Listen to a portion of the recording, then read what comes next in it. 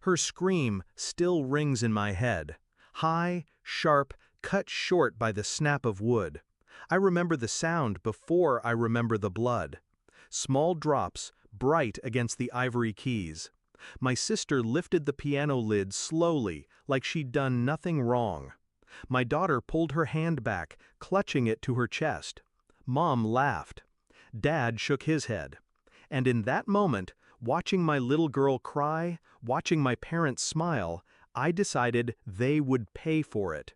All of them. It wasn't always like this with my sister. When we were kids, I thought she was my best friend. We shared clothes, secrets, dreams. She was the one who taught me how to play that same piano. Her hands were always graceful, precise. But somewhere along the way, that grace turned into cruelty. Small comments became sharp ones, jokes became digs. And when I had my daughter, she found new ways to make herself feel bigger by making my child feel small. I started to notice the patterns. A game that ended with bruises, a prank that left tears.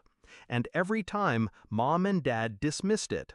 "She's just playing. You're too sensitive." I tried to intervene, but my sister always smiled, always twisted it into my fault. Until the piano. Until I saw her push the lid down with both hands and hold it there while my daughter screamed. I didn't shout, I didn't cry.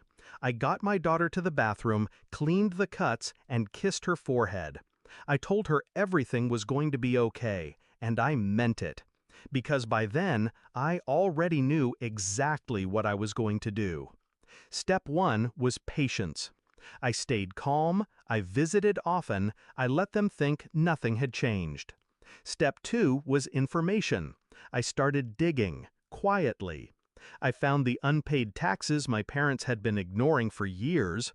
I found the cash businesses Dad ran without licenses. I found the proof that my sister had been using Mom's credit cards to buy things and return them for cash.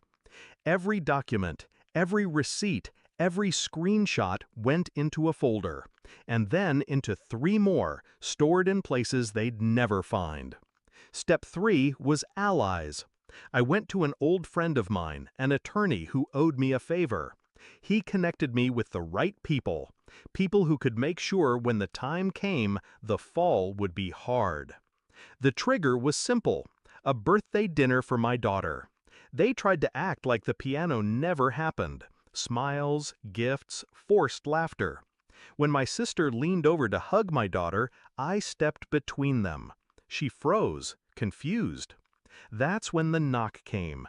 2 officers walked in. Not for me, for them. The charges were a list, long and ugly. Fraud, tax evasion, child endangerment. My sister tried to talk her way out of it until they showed her the security footage. The piano, the blood, the way she smiled while my daughter cried. Mom's face turned pale.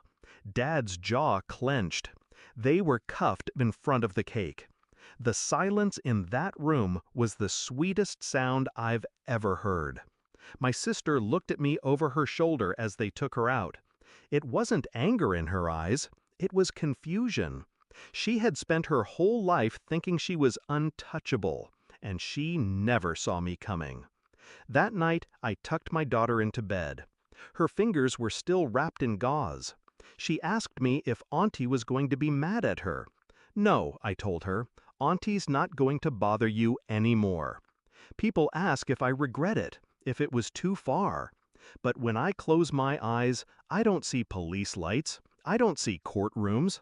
I see a piano. White keys with a thin trail of blood. And my daughter's face twisted in pain, while the people who should have protected her laughed. No, I don't regret it. They slammed her fingers in that lid. I slammed the lid shut on their lives.